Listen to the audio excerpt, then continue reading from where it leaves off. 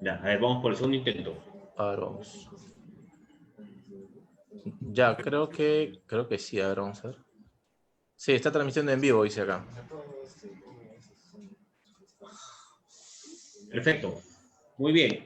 Muy buenas noches a todos las personas que nos vienen siguiendo a través de nuestra página de Facebook de la Asociación de Estudios Históricos de Tacna. En primer lugar, pedirles una disculpa por la demora. Hemos tenido algunos problemas técnicos para poder entrar, son causas propias de la red de Internet. Pero ya estamos esta noche con don Alberto Díaz y con Héctor Jiménez para hablar un poco de historia. Hoy tenemos realmente un invitado muy especial. Creo que la Asociación de Estudios Históricos de Tacna viene logrando de manera silenciosa y pequeña poder traer y llevar a sus hogares directamente hoy a través del Facebook a grandes personas y grandes historiadores e investigadores que están haciendo mucho por nuestro país, por nuestras ciudades, por nuestra historia, por nuestra relación peruano-chilena. Entonces, esta noche vamos a contar con don Alberto Díaz Araya, con la ponencia Cholos y Zambos en la frontera cautiva, Tacna y Arica en los albores del siglo XX. ¿Ya? Muy buenas noches, don Alberto, ¿cómo está? Un gusto saludarlo. Hola, hola, hola, Juan Carlos. Desde acá, desde este espacio de que la pandemia nos tiene confinados a todo el planeta y especialmente a los pueblos latinoamericanos. Así que desde acá le mando un saludo para todas y todos. Muy buenas noches. Muy buenas noches. Héctor, ¿cómo estás? Buenas noches. Sí, buenas noches, Juan Carlos, buenas noches, don Alberto. La verdad es un gusto tenerlo aquí en transmisión en la página, porque la información, de acuerdo al título que de la ponencia, está muy interesante, sobre todo para conocer un poco más de la historia común que tenemos con Arica. Hay mucha historia y la cual usted es conocedor, sé que usted es conocedor de esa historia y estamos esperando realmente su ponencia en estos días. Adelante, Juan. Sí, yo creo que sí. Bueno, cuando empezamos esta idea de poder llevar un poco de historia a los hogares de todas las personas de los tres países, de Perú, Chile y Bolivia, uno de los primeros nombres que saltó para nosotros fue el de don Alberto Díaz, y dijimos, algún día nos vamos a atrever a invitarlo. No lo hicimos este mes, y de repente por Navidad creo que hemos tenido la suerte de que nos brinde un espacio en su tiempo, Regalo navideño. un regalo navideño. Por favor, yo le pido claro a todas las personas que se están conectando, a quienes ya nos están siguiendo, nos ayuden compartiendo la presente transmisión para que podamos llegar a la mayor cantidad posible de personas, para así tener una noche mucho más agradable. Bueno, vamos a hablar un poco de don Alberto Díaz Araya. Él es académico del Departamento de Ciencias Históricas y Geográficas de la Universidad de Tarapacá. Además de eso, él cuenta con un postdoctorado en Historia en la Universidad degli Studi di Roma, La Sapienza, de Italia. Es también doctor en antropología de la Universidad Católica del Norte, además de magíster en antropología social, Universidad Católica del Norte, profesor de historia y geografía de la Universidad de Tarapacá. Y bueno, él desarrolla algunas líneas de investigación, como son las de etnohistoria de comunidades andinas y afrodescendientes, que es mucho de lo que vamos a hablar hoy, estudios territorialidades, contextos socioculturales, patrimoniales y relaciones políticas entre poblaciones locales con el Estado y la Iglesia durante la colonia y la República del Norte de Chile. Posee una serie de libros y artículos publicados en revistas de historia, antropología y ciencias sociales. Además, es investigador responsable de proyectos con DECIT y director de la revista Diálogo Andino UTA, que para quienes no han tenido acceso es una revista que es de acceso gratuito incluso para esto, ¿no? Yo, por ejemplo, tengo acá, no lo llegamos a ver, ahí está, lo dice en Pastar y todo, uno de sus artículos que es Tras los pasos de la muerte, mortandad en Tacna durante la Guerra del Pacífico. Muy bueno, en realidad lo llevo siempre en mi cabeza porque lo voy uniendo con algunas otras cosas de la historia. Y sobre eso, don Alberto ha escrito mucho. Creo que no hay mucho más que decir para presentarlo, don Alberto. Nuevamente, darle la bienvenida y estamos listos para poder escucharlo un poco y aprender de lo que nos tenga que mostrar. Bueno, muy buenas noches para todas y todos los que están conectados en esta ocasión. Voy a pedir que silencienlo ahí de esa manera. Voy a compartir de inmediato las imágenes para de esa manera comenzar a hablar los tópicos que a mí me interesan. Me imagino que podrán reconocer este escudo, ¿no? Este es un grabado que está en piedra, que se localiza en la Sierra de Arica. Es el escudo, ¿no es cierto? El escudo patrio peruano, que está en la localidad de Putre, sobre los 3.000 y fracción metros sobre el nivel del mar, en la precordillera de Arica, donde hay históricamente la presencia de comunidades aymaras. Uno podría a partir de este momento lanzar una serie de interrogantes que tienen que ver este símbolo patrio. ¿Por qué está presente en un lugar tan, pero tan alejado de los polos de desarrollo históricos como lo constituyeron en el pasado colonial y republicano, como lo fueron las ciudades hermanas de Tacna y Arica? ¿Qué hace entonces este elemento pétreo en las alturas de Arica? Tiene que ver con la presencia del Estado peruano, tiene que ver con las ideas liberales de la República durante el siglo XIX, tiene que ver con la propagación de los símbolos, tiene que ver con la construcción de la identidad nacional peruana, tiene que ver también con situaciones de conflicto que se van a ir generando en espacios serranos, andinos, cordilleranos, ballesteros, en fin, en que van a entrar en pugna una multiplicidad de identidades nacionales, de identidades comunitarias, y todo esto va a acontecer tras la Guerra del Pacífico, o la Guerra del Salitre, como también es reconocida por algunos colegas historiadores. La Guerra del Pacífico es un punto de inflexión que marca un antes y un después el trazado histórico de Arica y Tacna, el trazado histórico de las repúblicas del Perú, de Bolivia y de Chile, y además altera la transecta temporal, secuencial y también la vivencia misma de las sociedades que habitaban desde muy, pero muy lejanos tiempos el desierto atacameño, el desierto que no está disestado tradicionalmente por una frontera, sino que si uno lo ve de sur a norte, viene desde Atacama, pasa por todo Antofagasta, toda la antigua zona de Tarapacá, Iquique, Arica y hacia lo que es actualmente el sur peruano.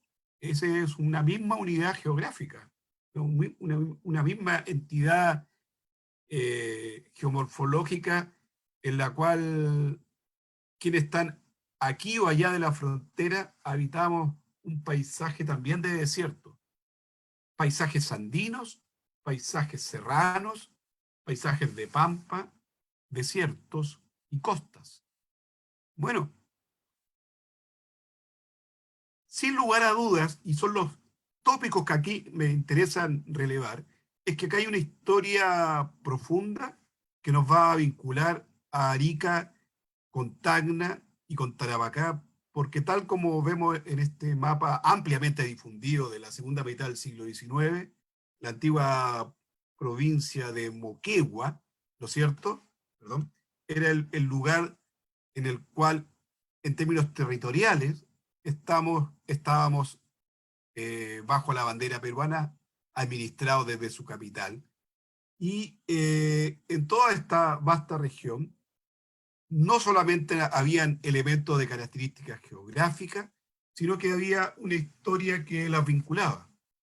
Acá me quiero detener y solamente entregar un par de antecedentes que permitirían ciertamente reflexionar. la mayoría de las poblaciones indígenas, y sobre todo los afrodescendientes tal como los reconocemos hoy, pero que en el pasado colonial estaban circunscritos o caracterizados bajo los formatos de las castas, ya sean que venían llegando desde el África y que eran catalogados, etiquetados como negros bozales, poblaciones esclavizadas, y acá todos los procesos que se van a dar de estos mestizajes raciales propios de la colonia de los invasores, y tenía que ver con la presencia de mulatos, zambos, zamboides, cuarterones, quintanillas, saltapatrás, pardos, en definitiva, una multiplicidad de grupos. ¿Dónde estaban localizados? En el sur peruano y en lo que es actualmente el norte de Chile. En toda la zona de los valles mesotermos occidentales, los antiguos yungas del Pacífico, estaban en el Caprina, en Sama, en Yuta, en Azapa, en Chaca, y así hasta Tarapacá, hasta incluso en el oasis de Pica y Matilla. Por lo tanto, esto nos permite problematizar, o sea, discutir, tensionar las ideas que estos territorios solamente o eran mestizos, indígenas o hispanos. No, había una alta presencia también de población africana, como la vamos a poder ver en esta ocasión. Pero los españoles no necesariamente habitaban el puerto de Arica, que estaba vinculado con el Alto Perú, con las acciones de la gran minería, por así decirlo, de Potosí. Los españoles residían en San Pedro de Tacna, principalmente. Las cajas reales de Arica estuvo por pocas décadas en el puerto ariqueño. Desde la segunda mitad del siglo XVII se van a establecer en Tacna, con el mismo nombre, Cajas de Arica. O sea, toda la administración, toda la aduana, la presencia hispana estaba concentrado tierra adentro, en la zona de Tacna, y el puerto de salida para ese momento de la arquitectura política y económica colonial era Arica. Y el puerto se movía por manos de trabajadores y esclavos afro, con pocos indígenas. Por lo tanto, hay un vínculo de carácter histórico, que acá estoy dando algunos elementos de orden colonial, pero en las cuales se movilizaban y se articulaban pero muy dinámicamente Arica y Tacna, aquí y allá. Y Tacna con toda la interconexión con las zonas altas, ¿no es cierto? Tal como podemos ver en estos mapas. Bueno, pero ¿de qué ciudad de Tacna vamos a hablar un poquito antes de la guerra? Datos que seguramente ustedes pueden manejar con mayor precisión. Antes de la guerra hacia el censo republicano del Perú de 1876, que no es el censo más moderno, porque ya vamos a ver que hay un censo anterior, el de 1866, que nosotros hallamos hace algún tiempo en Lima, y las provincias circunscritas a esta zona al distrito de Tacna, era Arica, Tacna y Tarata, allá en la sierra. La población urbana era de 7.000 y fracción habitantes, pero todos los distritos sobre los 10.000 habitantes. No hay que pensar que como hoy en día nuestras ciudades tienen cientos de miles, sino que eran ciudades en cuanto a su densidad demográfica, pero muy baja en cuanto a su presencia. Muchos de ellos estaban dispersos en los valles, en las quebradas, en el altiplano, población que se movilizaba, población que se desplazaba. La extensión, como aparece acá, era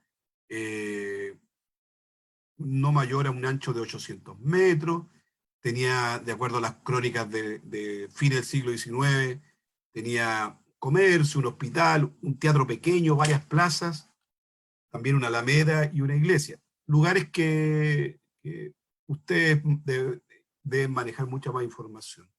Lo interesante es que además tenía un crecimiento económico y comercial, sobre todo desde mediados del siglo XIX, y era el segundo o tercer lugar de importancia después de Lima, y con un espíritu, tal como aparece en las crónicas, progresista en ese sentido. Y nuevamente es imposible entender la historia de Tacna sin su ciudad hermana, que era el puerto de Arica, por la cual los flujos comerciales y las actividades mercantiles y agrícolas de la provincia eran estimuladas, ¿ya? Dicho esto, entonces hay que acercarnos a la distribución poblacional en ese censo en 1876. Lo que llama la atención en este censo, comillas, moderno, antes de la Guerra del Pacífico, que aún en los registros censales se van a utilizar lo que dije hace un rato, la caracterización en orden de castas coloniales. ¿Qué significa aquello? Que todavía las rotulaciones con las cuales los censores, los agentes del Estado, los agentes fiscales, van a levantar la información para el caso de Tacna, es con los atributos que las castas coloniales tenían. Por lo tanto, van a registrar blancos, indígenas, negros, mestizos, asiáticos, entre otros. Y acá uno puede ver en estas frecuencias cómo es la distribución. Sin lugar a dudas que el porcentaje de indígenas en Tacna con un 54%, 5.786 personas, tenían esta condición que poderosamente nos llama la atención, porque debemos recordar que la contribución indigenal que pervivió durante la primera mitad del siglo XIX, o sea, con la independencia peruana, no se eliminó la contribución indígena. Se mantuvo hasta 1855-56, si no me equivoco. Fecha que coincide con la abolición de la esclavitud. Ambas medidas desarrolladas por el mariscal Ramón Castilla, originario del pueblo de Tarapacá. Ramón Castilla, 2 veces presidente del Perú y con una amplia trayectoria. Bueno, habían pasado 20 años y todavía quedaba en los imaginarios políticos y también sociales estos elementos de casta. Fíjense acá que uno dice, oye, mire, la categoría negros, que estamos citando una fuente del momento, o sea que quiero señalarlo para que no se malinterprete de que uno está abusando de estos términos. La fuente documental siempre debe ser discutida y presentada. 2% dice, uy, que baja la cantidad. Pero los mestizos o la clasificación mestiza, con un 12,7%, sospechamos que acá estamos frente a la categoría que durante el siglo XIX va a tener un repunte, y que son la categoría que incluso faltan estudios para Tacna y Arica, que es la caracterización de cholos. Cholos. ¿De qué hablamos cuando nos referimos a cholos?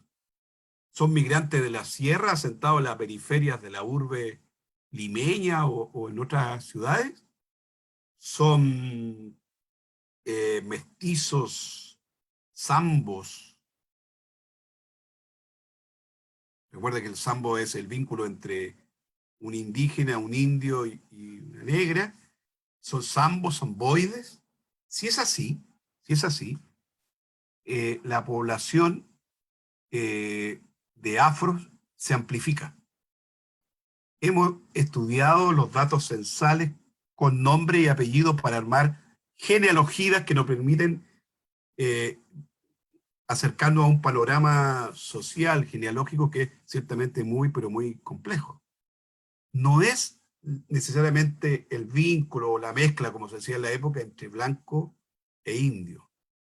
La categoría de cholo para este periodo del siglo XIX a mi juicio, para el caso del sur del Perú y norte de Chile, merece ser discutida con evidencia, ¿ya?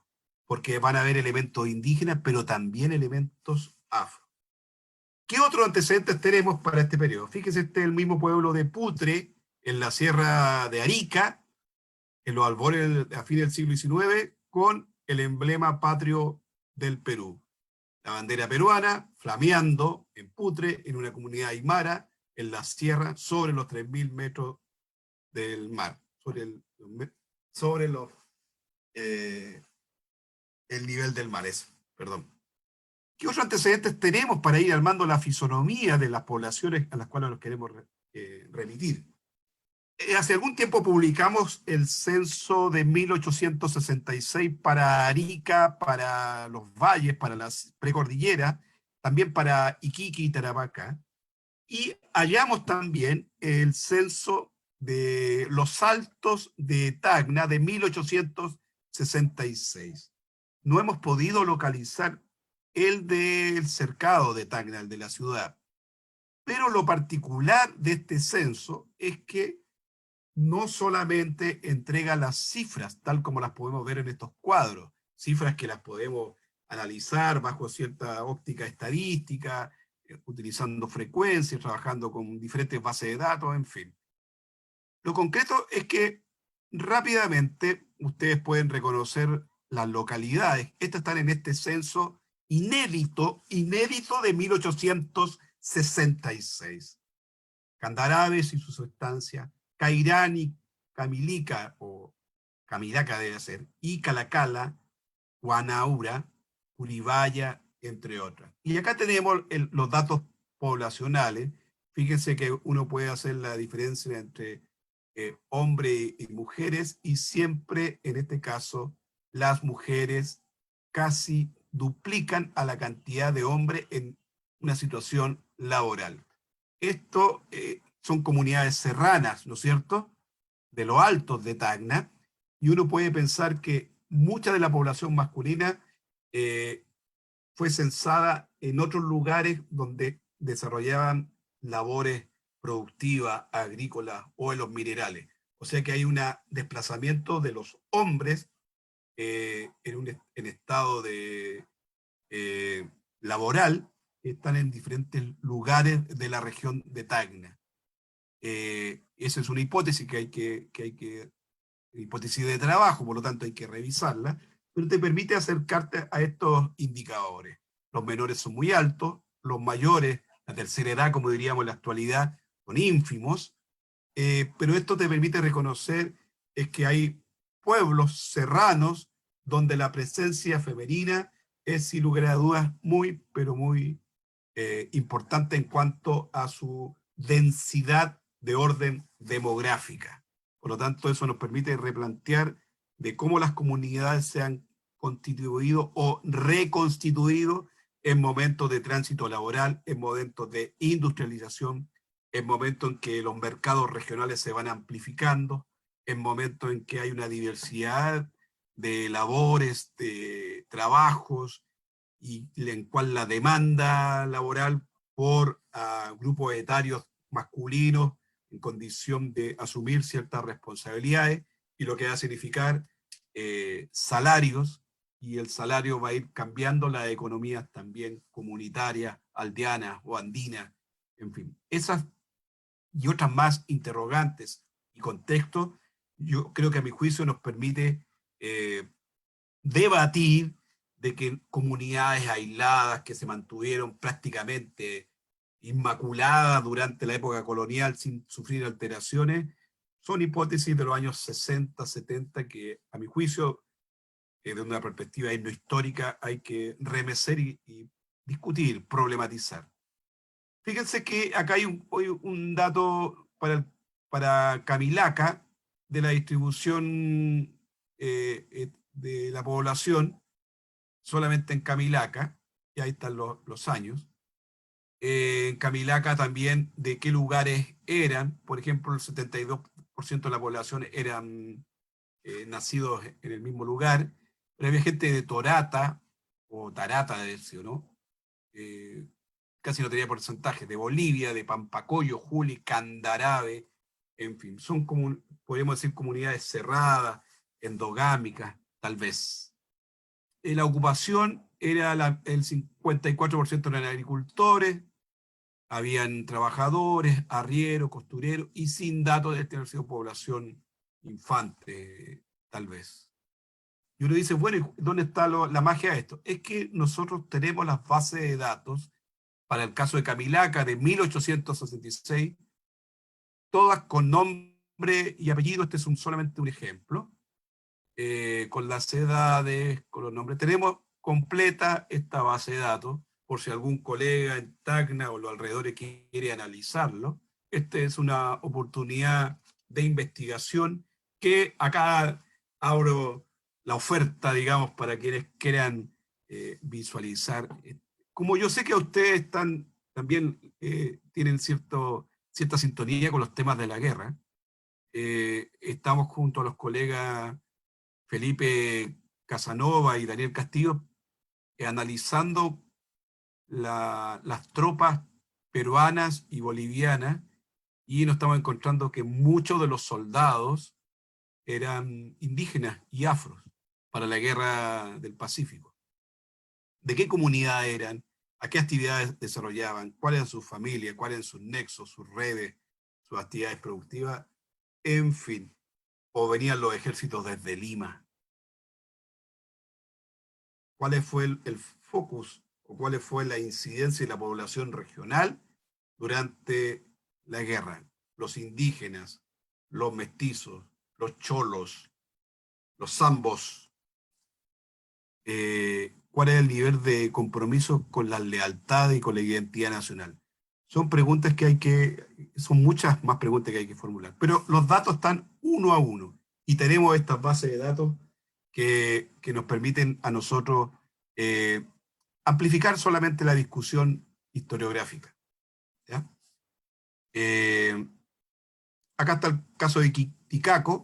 Miren, fíjense, tenemos de todos los pueblos, después la vamos a compartir estos datos, los vamos a publicar en Tacna. Por ejemplo, Titicaca, la mayoría son de la misma localidad, pero hay de muchos otros lugares. Entonces uno puede ver, fíjese, Ilave debe ser del área de Puna, ¿no? Curaguara es ser Bolivia, ¿no? Coro Coro también es Bolivia. En fin, entonces son comunidades que se están articulando y acá están los indicadores, apellido por apellido. Guanaguara, no sé si la conocen algunos de ustedes, también acá la distribución de la población. Guanuara debe ser, don Alberto. Guanara. Ah, ya. Guanaguara. Ah, Guanara. Bueno, Guanuara. Chayahuaya, otra comunidad, y acá está la cantidad de residentes. Qué sé yo. Entonces, es una situación demográfica, histórica, social, que nos permite también acercarnos a ese pasado indígena y afro que es muy complejo. En la guerra, hacia 1879, este es un croquis que circuló en aquel año en Pisagua, y los prisioneros que habían sido del desembarco de Pisagua, qué sé yo, todos los prisioneros, se hizo una fisonomía del ejército aliado. Y esto bien tiene características raciales, sin lugar a dudas. Ustedes podrán constatar que para que las tropas chilenas pudieran reconocer quiénes eran los enemigos, le hacían una caracterización de orden fenotípico, racial, para que los pudieran identificar. Y muchos de los atributos, por lo menos fenotípicos, si así lo podríamos decir, que se manejaban en el momento, responden a población sambo, población cholos, indígenas, mestizos, asiáticos también, tal como se ve en este croquis de 1879. Y esto circulaba entre la tropa. No hay que pensar, y eso es también para ustedes, que los soldados peruanos, bolivianos y chilenos, toda la tropa, toda la soldadesca, todos sabían leer y escribir. No, en Chile el 80%, sobre el 80% de la población a fin del 19 era analfabeta, incluso hasta la ley de instrucción primaria obligatoria del año 1920-21, la mayoría de la población nacional en Chile era analfabeta. O sea, cuando uno se encuentra de crónica de soldado, uno debe hacer un estudio al tiro de qué tipo de soldado es. No era, no era pobre o de sectores populares el que estaba escribiendo. Puede haber sido un soldado con grado y por lo tanto tiene una perspectiva muy distinta a un par. Eso amerita también a una reflexión en torno a las fuentes. No quiere decir que algún soldado no supiera escribir y escribir, no. Lo que quiero decir es que hay que hacer una revisión de los materiales con los cuales trabajamos, ¿ya? Bueno, en Santiago, en la capital, la perspectiva, cómo eran representados, cómo eran imaginados, cómo eran caricaturizados en las esferas del poder santiaguino, como sucede hasta nuestros días, de esta manera. Esto circulaba en Santiago entre la aristocracia, entre la élite, entre el poder político chileno. El tío San, recuerden que durante todo el conflicto diplomático tras la Guerra del Pacífico, por la situación de las cautivas, las ciudades hermanas, ¿no es cierto?, Arica y Tacna, circularon panfletos, pasquines, revistas, en fin, y el tío San, este árbitro que siempre estaba dando vueltas. A inicio del siglo XX, las primeras décadas, Bolivia era representada como en este caso como una chola, una mujer indígena, ¿no es cierto?, con todos los elementos propios de las mujeres de la época, se pueden dar cuenta acá, ¿no? Y el Perú era caricaturizado como un afro, llorando, exclamando ahí al tío San, al árbitro norteamericano. Así, desde Chile, o mejor dicho, del poder centralista, era representado. Dicho sea de paso, no puedo dejar de no mencionar que en las poblaciones afrodescendientes en Chile han sido marginadas hoy, esto pasó hace un par de días, marginadas de los procesos constituyentes. ¿Qué quiere decir? En la nueva constitución que se va a escribir en Chile en los próximos años, las poblaciones afro que tienen una fuerte presencia en Arica y en Tarapacá y en otros lugares del país, Valparaíso, Coquimbo, Concepción, no participarán porque la clase política nacional de todos los sectores no la incluyó de un principio. Eso es un desconocimiento histórico notable y eso, en otras palabras, son medidas políticas de racismo sistemático, estructural. Esto lo hemos dicho infinitas veces, pero en esta instancia de historia hay que decirlo también. Hoy, en Chile, los indígenas y los afrodescendientes no forman parte de la constitución política. Eso pasa hoy, ¿ya? Pero sin embargo, ustedes saben que hay un repertorio de datos potente de que hay pueblos originarios y poblaciones afro. Bueno, esta es otra representación, ahí se me quedó el nombre, el corvo chileno, el tricolor en la muñeca y los peruanos con el tío San atrás en la noche larga de la chilenización a partir de inicio del siglo XX sobre todo, y los colores de la bandera peruana. Son elementos arquetípicos, son atributos en cuanto a la conformación icónica de estas caricaturas que permiten identificar el mundo de la representación de un otro, en este caso el peruano. Esta es la zona en la cual hemos estado trabajando, en la cual presentamos los datos, y donde justamente el Estado chileno va a establecer una intendencia en Tacna y una gobernación en Arica y una serie de subdelegaciones urbanas y rurales, incluso hasta Tarata y toda la sierra y altiplano, sobre todo en la sierra, en la cual va a ser para administrar los dispositivos que desde las agencias del Estado se emanaban para el control de la población, para la propagación de la identidad nacional, y en el marco de un proceso que ha sido catalogado en su momento y hasta nuestros días como un proceso de chilenización, que tiene elementos sociopolíticos, identitarios, económicos y de un clima de violencia extrema, sobre todo en la década de 1920. No hay que confundir los periodos que chilenización en 1884 ya estaban chilenizando y con ligas patrióticas. No, eso va a pasar a inicio del siglo XX y sobre todo a partir del año 1921 y el año 24, 25, 26 van a ser momentos bastante duros. Voy a saltar estos elementos de la chilenización porque no es el tema. Acá hay una imagen cómo eran representados los tacneños en Chile, en esta foto, y era para, incluso decían acá, en forma dantesca, como para curarse del hipo. O sea, los atributos que le asignaban. Indígenas.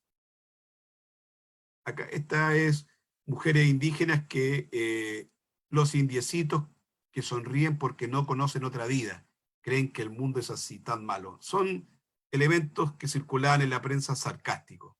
Esto en un pueblo del altiplano de Iquique aparece justamente representada el monitor Huáscar, y acá no es la Esmeralda, sino que esto es Angamos,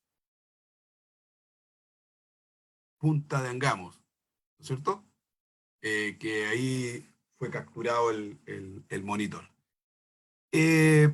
Miren, estos son datos que circulaban a inicio del siglo XX, que el personal de profesores y alumnos de la Escuela Superior número 3 y elemental número 6, hemos formado la Liga Patriótica Infantil, cuyo fin primordial será intensificar la campaña en pro de la causa de Chile en el plebiscito que decidirá la soberanía de los territorios. En esta ocasión no voy a detener a hablar del proceso plebiscitario. Sí, rápidamente decir que tras la guerra, en este verdadero punto de inflexión histórico, la sociedad regional de Tacna y Arica deberían ser quienes eligieran con qué país querían continuar. Ese conflicto duró cerca de 50 años, se programó varias veces el plebiscito, nunca hubo acuerdo, y la fecha que estuvimos más cerca de concretar el plebiscito fue hacia el año 1926, pero no logró materializarse. Entre medios, campañas de aquí y de allá, auspiciadas siempre por plata norteamericana, generaron enfrentamientos en Tacna, en Arica, en los valles, en la sierra y en el altiplano, entre población local, muchas veces que eran amistades, familiares, qué sé yo. Eso pasó y son sobre todo un clima muy tenso con organizaciones paramilitares que tenían un proceder violento, de una violencia política, con asesinatos a la población peruana, en fin. Eso también era racismo en nuestro sentido. Marcaban las casas con cruz de alquitrán en Tacna y en Arica, y tal como se podría ver acá, en los valles y en la sierra había gente que era perseguida porque la población local querían, por ejemplo, un choque para tener de nuevo suelto el morro. Esto circulaba en la sierra, en Sucoroma, en la sierra de Arica, o sea, anhelando el morro ariqueño en favor del Perú. Hubo casos de muerte. Modesto Mena, un plebiscitario irreductible de Tignama, su hijo va a sucumbir en manos de los carabineros, le cercenaron la cabeza, y eso fue una xenofobia y una violencia política, sin lugar a dudas. Acá está la tumba, o donde se encontraron la animita, como se dice en Chile, de Julio Mena Corró, joven de 18 años, que fue muerto el año 25 por los carabineros. Antes estuvo desaparecido varios meses y encontraron el cuerpo. Era un detenido desaparecido. la prensa local, ¿no es cierto?, que circuló sobre todo en la década del 20, va a informarnos en este periódico La Voz del Sur, sobre que nosotros en la Universidad de Tarapacá tenemos un número importante de materiales digitalizados de este periodo, y ahí informa que ha muerto don Antonio Moyo en Putre, justamente, y que él tenía un fuerte vínculo en pro y en favor del Perú, y era encargado de la propaganda peruana. Acá está el detalle de la información. ¿Ya? Sus vinculaciones en Putre, su posición económica y su patriotismo acendrado era algo que los chilenos no podían tolerar. Estuvo exiliado en 1922 en Bolivia, pero cuando regresa para la campaña del plebiscito antes del 26, fue abordado por carabineros, al igual como Julio, y de tantos golpes de culatas, de rifles, qué sé yo, carabinas, sucumbe y muere posteriormente, entre otros muchos asesinatos que hubo. Este dato es muy clave, que fue recopilado tiempo atrás, ¿no? Ahí hemos estado los dos en ese año en Lima, pero no conocíamos a nadie, fue muy duro. Nos vinimos a Tacna y estábamos en una casa, y en la puerta con alquitrán marcaron una cruz, tal como lo vimos en la fotografía, ¿se recuerdan? Una noche, eso quería decir que ya estábamos muertos. En el año 27 hubo una lluvia en el sitio que le llaman Quebrada Honda, era por la lluvia, que se juntó el agua allí y salían los muertos que los sacaban de allí. Entonces los carabineros formaron un cordón para que la gente no se acerque, no vea a los muertos. Son testimonios que han sido recogidos de ex plebiscitarios. Acá una casa marcada con la cruz de alquitrán. O sea, había una violencia no solamente simbólica, una violencia política, una violencia física. Y eso tiene que ver con las cautivas Arica y Tacna bajo el proceso de chilenización. Forma parte de esos episodios que la historia muchas veces no se hace parte y que no circula en los textos escolares, por lo menos en Chile. Otros detalles, acá La Voz del Sur, del año de marzo del 26. En Putre reinan el terror y la violencia contra los peruanos. 8 peruanos llegados de Arica fueron llevados presos al cuartel de Carabineros. Otro, el miembro de la Junta de Inscripción fue despojado de una casa. 4, 2 mujeres son atacadas por un carabinero y por 2 individuos. Sigue el sistema de marcar con cruce las casas de los peruanos en Tacna. Acá tenemos otro dato. Ahí. 2 peruanos fueron objeto de hostilidades de varios maleantes. Uno de ellos resultó malamente herido a causa de los lacazos y puntapiés que recibió. Los asaltantes pasaron de 20. El herido es el cocinero del campamento, quien declara que cayó al suelo, donde sus atacantes continuaron maltratándole. También hay otra información. Una familia peruana fue atacada en Azapa, en los valles, en la noche del martes último. Los maleantes se presentaron enmascarados y llevaban laques y armas. Laques son palos, ¿no? Resultaron 2 heridos. El 26 de enero, manos criminales hicieron estallar una bomba en la casa de la familia Corbacho, en Azapa. La familia Corbacho son afrodescendientes de los valles. En Azapa. ¿Qué tan ruidosa participación tuviera en los asuntos plebiscitarios del mes de octubre? Fíjese esta imagen, cómo es representada el Perú como una mujer negra, una mujer afro, en los pies del tío San. Esto es violencia simbólica. También, el año 25, crímenes, violaciones, asaltos, robos. Tal es el cuadro siniestro del territorio plebiscitario. En Guanuni, 3 carabineros robaron dinero de una casa de peruanos. Violaron a una menor de edad, le cortaron los pechos y después la ahorcaron. Enseguida ahorcaron al padre y al abuelo. Los cadáveres fueron empaquetados y trasladados a lomo de mula hasta Tacna, en donde se le hizo la autopsia. Otros datos más para compartir e ir más o menos invitándolo a la reflexión. Bueno, voy a saltar esto porque son demasiadas noticias. Mire, en Palca, me imagino que conocen, hay varias mujeres peruanas secuestradas. Se trata de viudas morenas, afro, indígenas, cuyos maridos fueron asesinados no hace mucho tiempo. Una de ellas consiguió hablar con los peruanos y convino en venir a Tacna a visitar a su familia a la que no veía desde tiempo.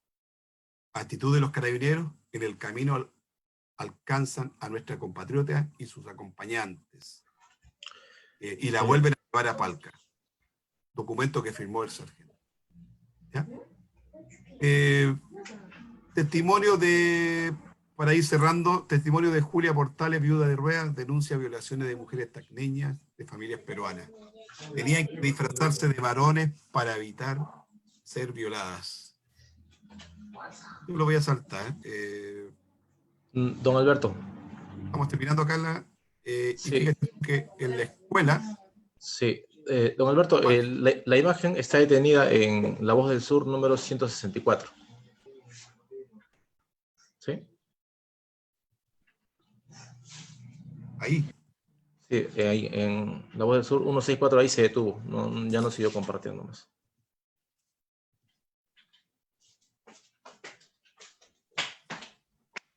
¿Ahí? ¿Alcanzan a ver o no? Sigue ahí, en La Voz del Sur 164 Arica, jueves 11 de marzo de 1926. ¿No? 2 peruanos fueron objeto de hostilidades de varios maleantes. Ahí se quedó. Ya no se puede ver. No. A ver, vamos a ver, ¿no?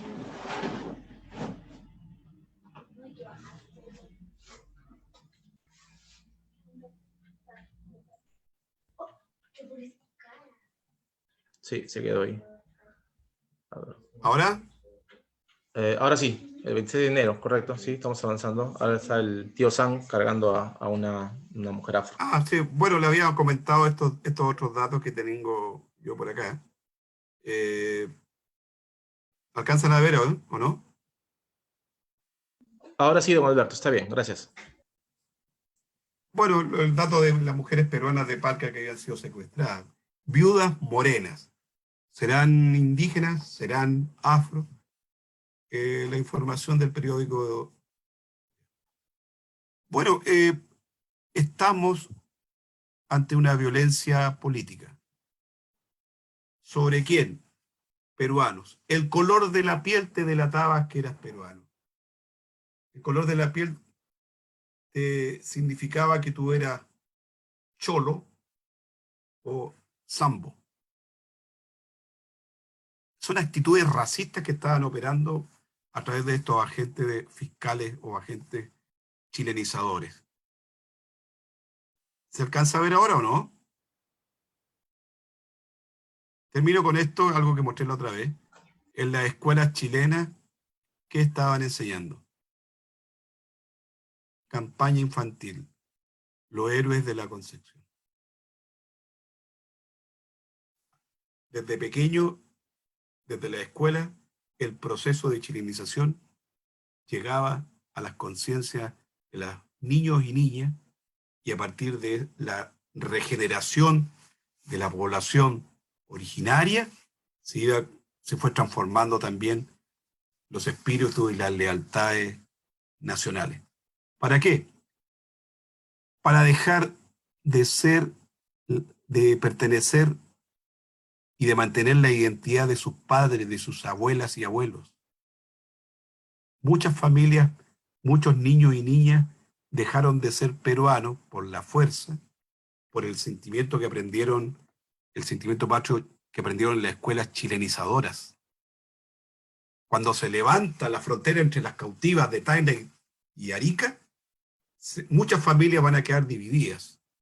Se cercena también, se corta ese sello de la identidad peruana, pero ese vínculo arraigado de siglos en las cuales Tacna y Arica siempre, pero siempre habían articulado, en materia política, en materia económica, en materia religiosa, pero sobre todo en materia social, donde numerosas familias de indígenas, de zambos, de cholos, de mestizos, de población local, van a quedar separadas por siempre por esta frontera que muchas veces nos reúne, pero también nos divide producto de los nacionalismos que se propagan desde la escuela, tal como sucedía esto en los albores del siglo XX. Eso es.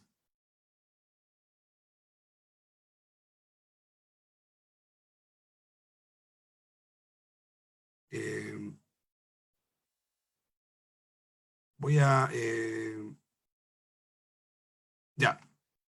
Bueno, eso es lo que quería compartirle con ustedes. Me he pasado un poco lo del tiempo. Son ideas, son reflexiones, son datos, son evidencias, son interrogantes que nos permiten justamente poner varios temas en el tapete y que ir más allá de episodios puntuales, sino que verlo en perspectiva. Es como si estuviéramos en un dron y desde arriba pudiéramos ver una serie de secuelas, de situaciones en las cuales estamos subsumidos. Sí, sí, don Alberto. Sí, muchas gracias. Estaba muy interesante. Quería hacer un comentario al respecto que usted mencionó en su ponencia y que también la DBZ Tacna publicó un pequeño libro sobre Afro Sama, Memorias y Testimonios, donde también da cuenta de que hay una relación no solamente, digamos, de afrodescendientes, sino incluso de familias, en el caso de Azapa con el Valle de Sama, aquí en Tacna. Incluso hay un testimonio donde menciona, ¿no? Un señor peruano de Sama menciona que su abuela era natural de Azapa. Entonces, tenemos mucha relación, digamos, en el tema el tema que está tocando usted, tanto entre Tacna y Arica, sobre todo el apellido Corbacho, que también mencionó, que también hay en Perú, acá hay ese apellido, hay gente que tiene ese apellido, y ellos mismos, porque yo una vez hablé con un amigo y me mencionó directamente, ¿no? Que sus lazos no venían de Chincha, ¿no? Porque generalmente acá en Perú, generalmente los afrodescendientes vienen de Chincha, digamos. Él decía que sus lazos venían de Azapa. Sí, justamente. Hay que recordar que a inicios del siglo XX, sobre todo en el periodo más conflictivo, que es de 1921 hasta el 26, mucha población de los valles de Azapa, Ayuta, Arica también, consideradas peruanos, pero que eran zambos, eran afros, se va a generar lo que hemos denominado nosotros también como una diáspora, en el sentido que ellos van a huir de sus territorios, van a huir de sus propiedades, van a dejarlas, van a vender a precio de huevo, y se van a trasladar muchos a Sama. Hay varios estudios que se han hecho y en las familias, tal como tú decías, hay estudios que se han hecho acá en Azapa y que están interconectados, estas familias, tanto en Sama como en Azapa, y que quedaron divididas, distanciadas, qué sé yo. Y eso da cuenta de la complejidad de esta frontera que tiene elementos diplomáticos y que se llevan al Tribunal de la Haya, qué sé yo, pero que hay elementos culturales e históricos que es necesario visualizar. Fíjate tú que este sistema de esta diáspora hacia Sama, obviamente no aparecen los textos de historia de los colegios, pero ¿qué significa eso? Significa que gente tuvo que huir de su localidad, de su territorio, de su patria, producto de estas fuerzas que las agencias y agentes del Estado chilenizador, esa presión que se ejerció sobre las comunidades afro, sobre los zambos, sobre los cholos, y en el sentido decimonónico, ¿ya? Esa presión va a significar el desplazamiento forzado de la población. No solamente al sur del Perú, también hacia la Pampa del Tamarugal, a toda la zona que era donde estaba la industria del salitre.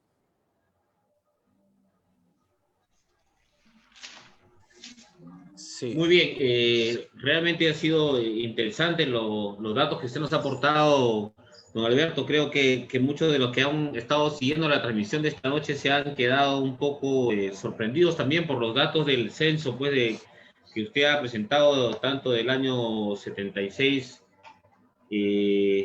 respecto a la cantidad de personas y sobre todo la información que usted nos dice con la que cuenta, y que creo que va a servir mucho para un poco ir reconociendo nuestra historia, hay muchos nombres que se han ido perdiendo, ¿no? Durante este tiempo y creo que es importante que se vayan revalorando. Yo creo que usted mencionó, por ejemplo, en el tema de la serranía de Arica, a Antonio Moyo, a Modesto Mena, que son nombres que han estado ya sonando, por lo menos en el lado de Chile hoy, pero que en nuestro lado, en la parte de Perú, todavía no tienen el reconocimiento que creo que deberían de tener y que deberían de ser difundidos dentro de la historia de nuestras ciudades, ¿no? Creo que este año, por ejemplo, el gobierno regional del Perú ha hecho un buen trabajo, ha vuelto a publicar el libro de don Guillermo Auza Arce, Relatos de un periodo trágico de la vida del pueblo tacneño, que fue editado por primera vez en el año 71, y en donde se recogen algunos relatos muy similares a los que usted presenta, ¿no? Como en el caso de la desaparición del joven Gambetta y su hija Clarita, ¿no? Y también dan este dato que con la avenida del Huayco se reactivan las quebradas y cayeron, pues, o llegaron a la ciudad todos estos cadáveres que se fueron presentando. Entonces, hay muchas historias que no estamos tomando en cuenta y creo que está muy ligada también a lo que usted hablaba en un momento, todo este centralismo, ¿no? Cómo se ven Sí, las cosas desde fuera, ¿no?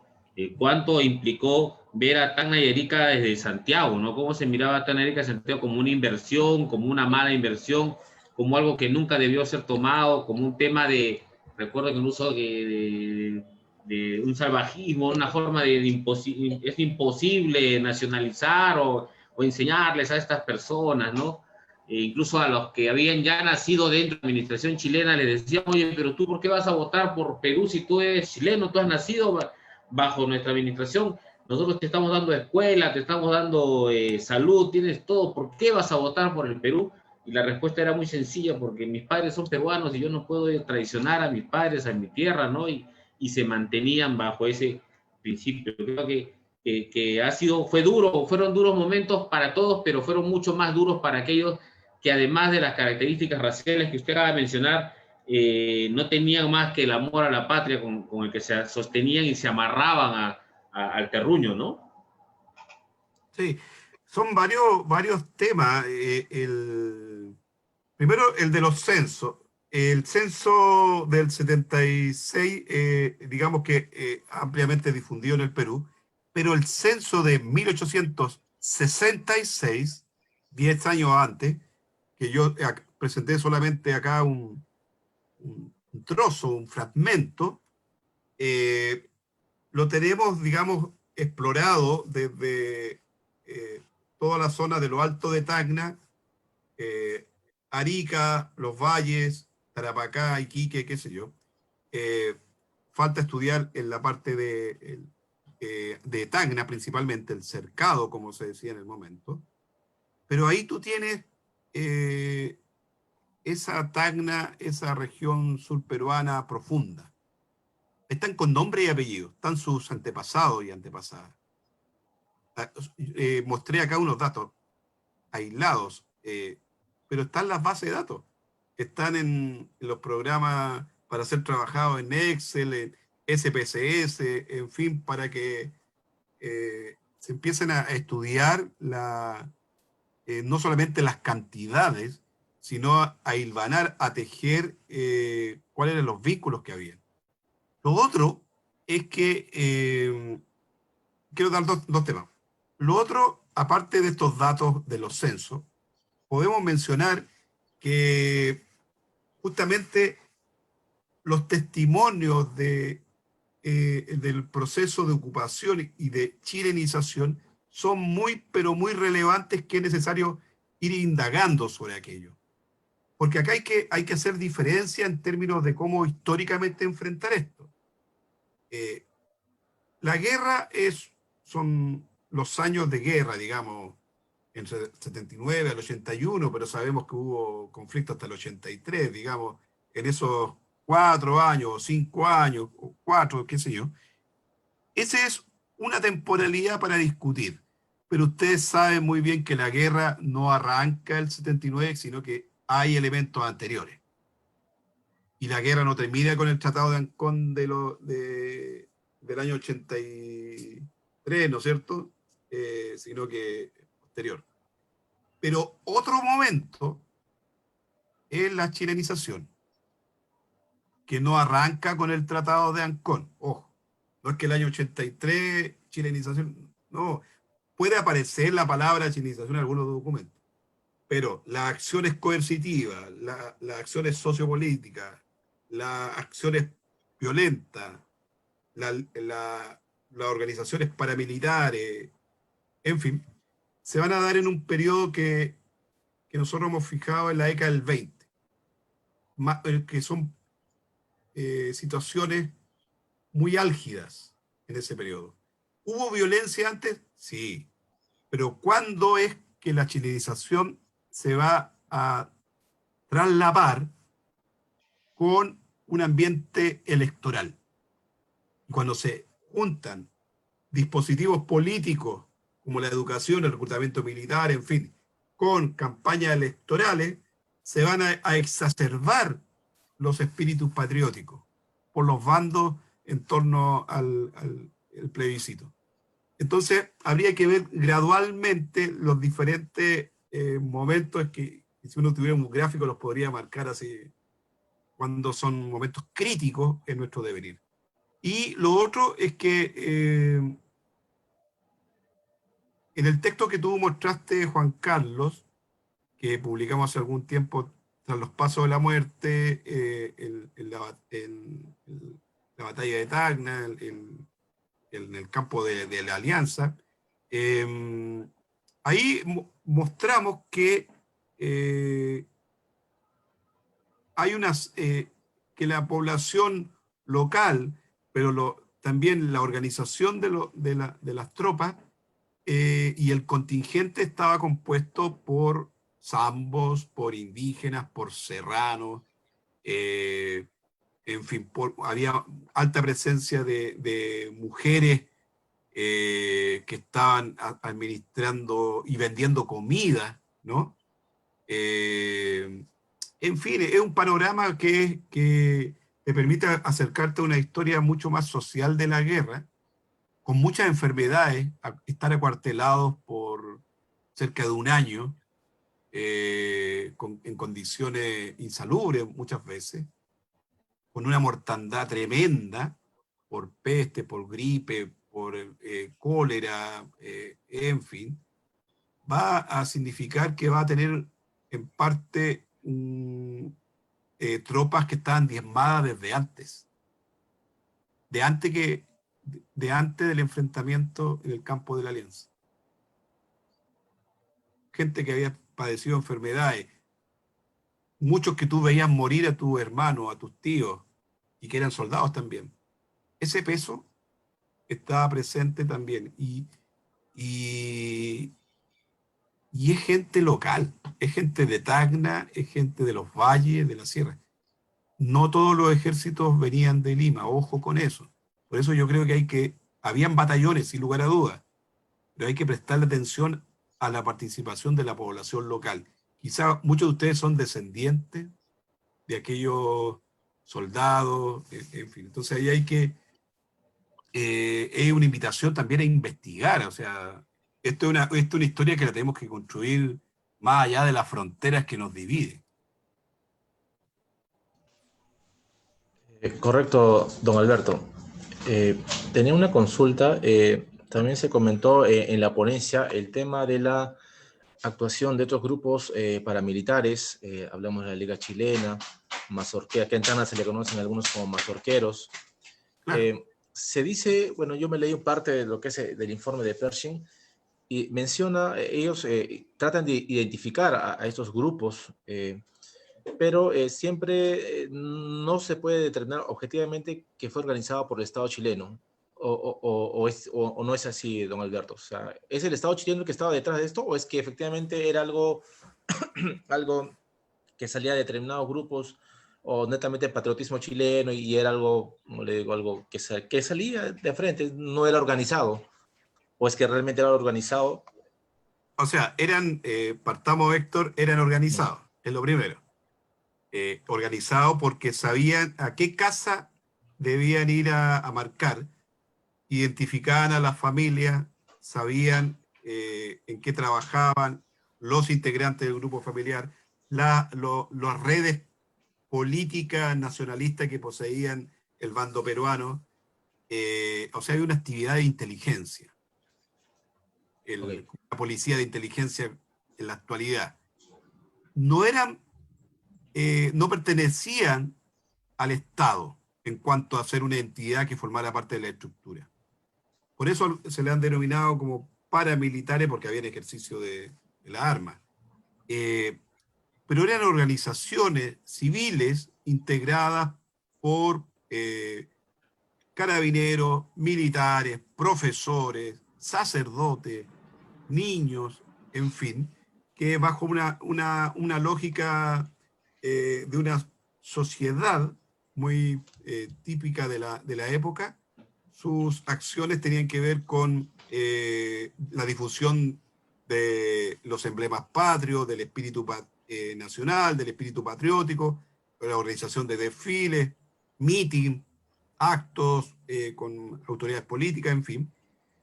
En el día, en la noche, perseguían y marcaban las casas. Muchos de los perseguidos, de los asesinados, de los detenidos, de los muertos, incluso de los desaparecidos, era gente peruana, pero eran, si tú lo ves los apellidos, eran afro, eran indígenas. O sea, insisto, es el elemento político, sí, es violencia política, sí, es xenofobia, sí, pero también tiene elementos de racismo. O sea, el color de la piel era uno de los atributos que buscaban estas ligas patrióticas para perseguir. Por eso que los pasquines en la metrópoli eran siempre, los peruanos son dibujados como perdón la expresión, como un afro, ¿no? Como un negrito. Es una actitud burlesca, una sátira malintencionada, pero que está en el mundo de las representaciones, y aquello da cuenta de que hubo prácticas racistas, y eso, si el Estado chileno estaba ocupando Tacna, Tarata, Arica, porque el Tratado del 29 lo va a soslayar, o sea, pero en todos los periodos anteriores, estamos hablando prácticamente de que acá hay no es solamente una deuda histórica, que lo es con los indígenas y los afros, sino que acá hay una violencia del Estado.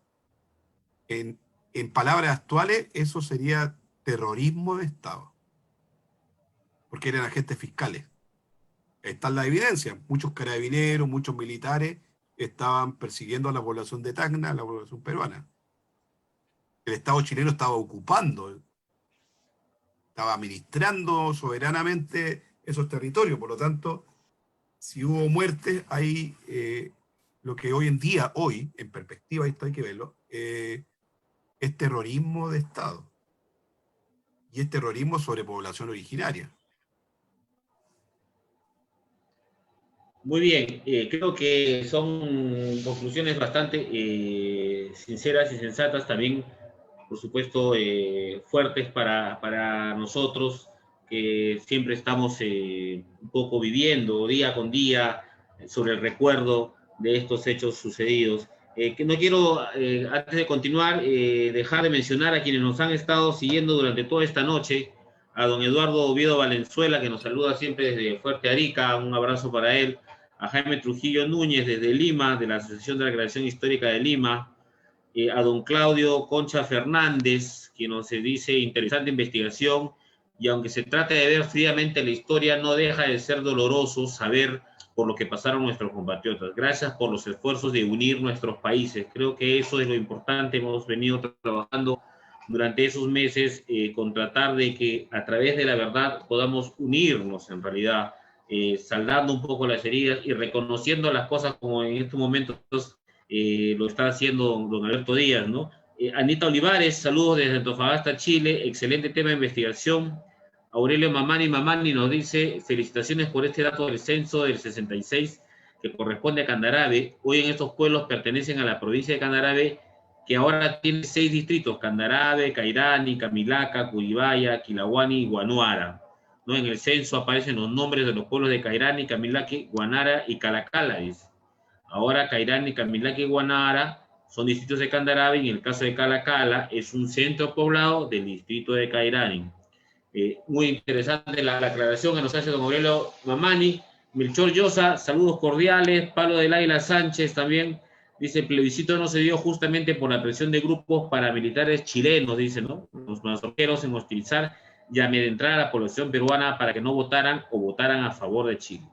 Emilio José nos saluda de San Miguel, Lima. Diego Rojas nos está saludando desde Talca. Y finalmente Víctor Bugueño García, muy buenas noches, saludos muchachos, dice saludos al amigo doctor Alberto Díaz de Iquique, Chile. Un saludo también para Víctor Bugueño. Bueno, creo que hemos visto esta noche un tema bastante interesante. Yo me quedo con una sensación y la idea de que no solamente se sufrió por ser peruano, sino que además muchos tuvimos que sufrir o tuvieron que sufrir por el hecho de tener rasgos o características físicas distintas, ¿no? Qué tan complicado es que solamente por salir a caminar a la calle y tengas el estereotipo ya marcado de centralismo, que tengas el riesgo de morir, ¿no? Si la guerra fue dura, si estar bajo una administración que no se quería o bajo una situación que no era deseada por la población, qué tan duro es salir a la calle solamente por el hecho de tu rasgo físico, de tus características físicas, correr el riesgo de nunca más regresar a casa, ¿no? Qué duro debe haber sido eso, qué duro haber sido haber soportado estos 49 años, 3 meses y 3 días, o un día, si no me equivoco, de cautiverio. Pero mucho más duro es que lo olvidemos, que no lo reconozcamos y que, como en un momento dado veía de una publicación, en uno de estos grupos de guerra o de historia, que decía, y en Tacna solamente pelearon los blancos, decían, ¿no? Y los aymaras y los quechos, ¿dónde estuvieron? Decían, ¿no? ¿Dónde estuvieron que se creen tan valientes? Pero yo creo que todos hemos estado en esa guerra, pero lamentablemente unos han quedado en la postal y otros están quedando en el olvido, ¿no? Y es tan cierto lo que usted dice, no solamente en este campo de batalla hubieron personas afroperuanas o cholos, sino incluso en el Huáscar, ¿no? Gran parte de la tripulación del Huáscar era afrodescendiente, ¿no? Y gran parte de los soldados, del Cepita y las columnas Sama, la columna Para, las guerrillas y demás, fueron formadas por ciudadanos de nuestras ciudades, tanto Tacna, Arica, e incluso también en Iquique, donde todos los trabajadores del puerto se armaron para formar esta columna naval y salir a defender. Don Alberto, muchísimas gracias por haber estado con nosotros esta noche. Ha sido realmente un lujo para nosotros contar con su presencia. No sé si, Héctor, tú quieres hacer alguna pregunta final o vamos cerrando porque ya estamos Sí, casi en hora y media de transmisión. correcto. Sí, bueno, algo que aumentar a lo que comentas, Juan Carlos, era que Alfredo Maldonado, combatiente en el fuerte de Ciudadela, también era afrodescendiente, ¿no? Digamos que es cierto lo que comentas, es de alguna forma los soldados pasan como anónimos, lamentablemente, y en la postal pues estarían los oficiales, ¿no? Pero también quisiera preguntarle a don Alberto, dada la coyuntura y todo lo que ha sucedido, digamos, en el presente ahora, ¿qué nos espera a futuro? ¿Cómo poder enlazarnos, relacionarnos más con... Porque la historia que tenemos con Tacna y Arica, indudablemente hay mucha historia en común, y por el tema de Tarapacá, por la historia, por la zona geográfica, ¿qué nos espera en el futuro, don Alberto? ¿Cómo ve usted para unirnos más? ¿Qué se podría hacer? Bueno, es una pregunta interesante y compleja porque ¿quién, quién tiene la receta para poder enfrentar la situación que vivimos muchas veces de los pueblos que estamos distanciados? eh, yo creo en algunos casos por las acciones de la clase política, ¿ya? No, en varios de estas situaciones o de lo que uno puede constatar son, ¿cómo lo puedo decir? Eh, en- para no dar un chelerismo, sino que eh, en Chile se dice quién paga el pato, o en otras palabras es quienes asumen las consecuencias de varias decisiones de las autoridades políticas es la ciudadanía. ¿Ya? La hemos vivido en Perú, en Chile y en América Latina en esta pandemia, ¿no? Cuarentena, cierre de frontera, en fin. Ojo, mire, las cautivas, ¿quién era el árbitro? Estados Unidos, ¿no? Nosotros ahora tenemos cerrada la frontera, ¿no? Los vasos comunicantes que cotidianamente nos movemos aquí y allá entre Tacna y Arica, ahora están cercenados, ¿no? Hay un muro, no se puede pasar. Pero sin embargo, en Chile podemos viajar a Estados Unidos. O sea, para allá no está cerrada la frontera, ¿no? Cuando en Chile dicen vamos a cerrar la frontera, o sea, se cerró, pero para Estados Unidos no se cerró.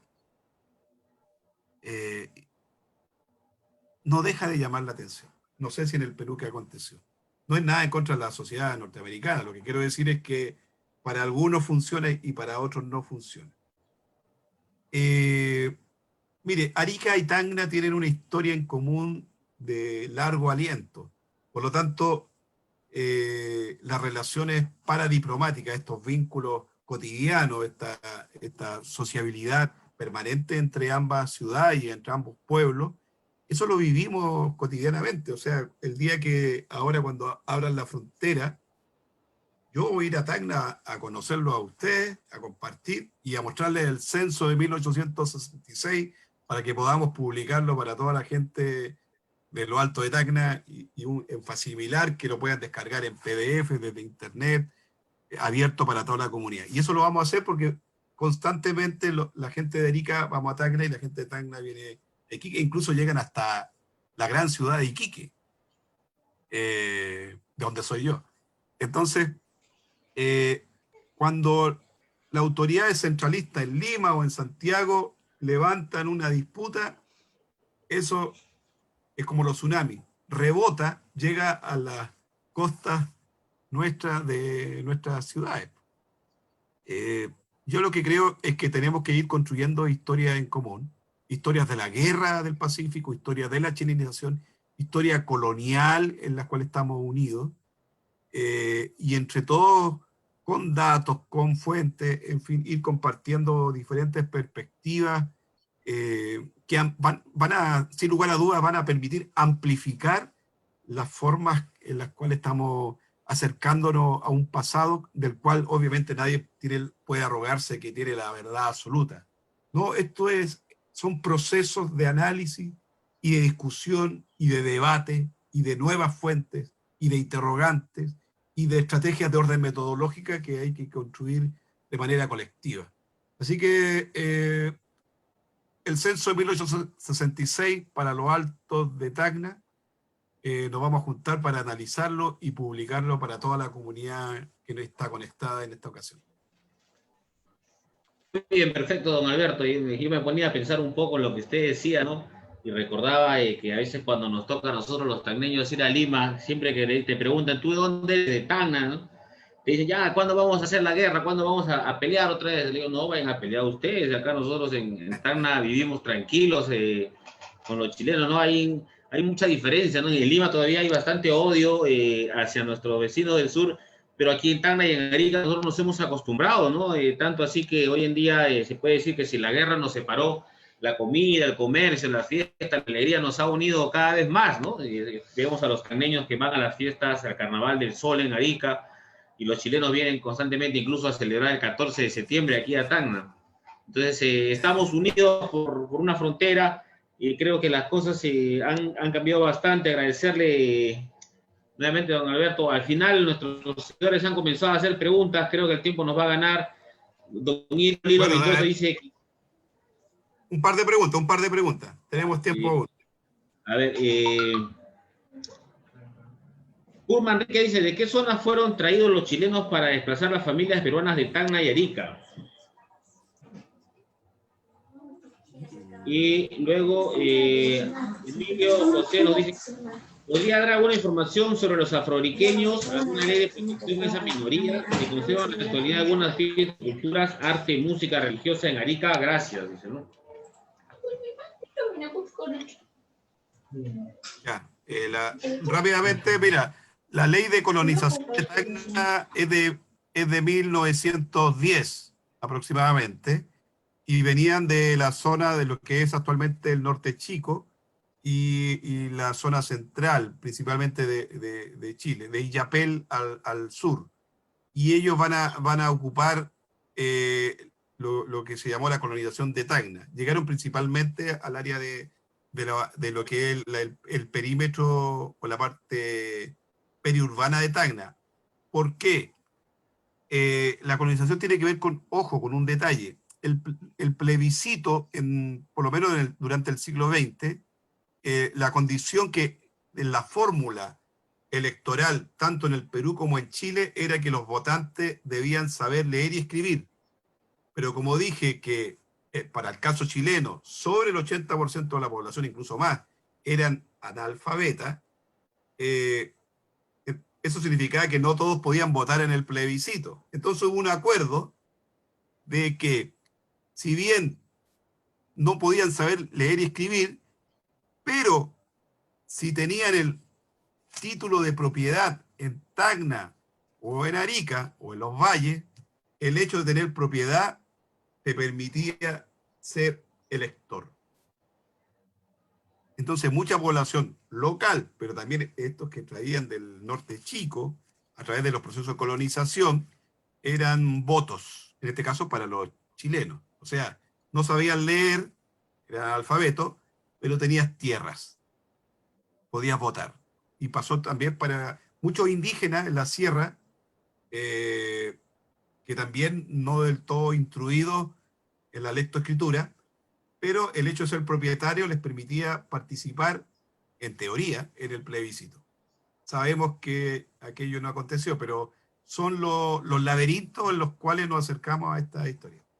Sobre texto de Afro, pueden descargar, lo voy a escribir acá en el chat, el libro Y llegaron con cadenas. Ahí puse el libro. Voy a mandarle, esto lo pueden descargar en PDF desde su computador, que lo editamos hace muy poco y está disponible para todos ustedes.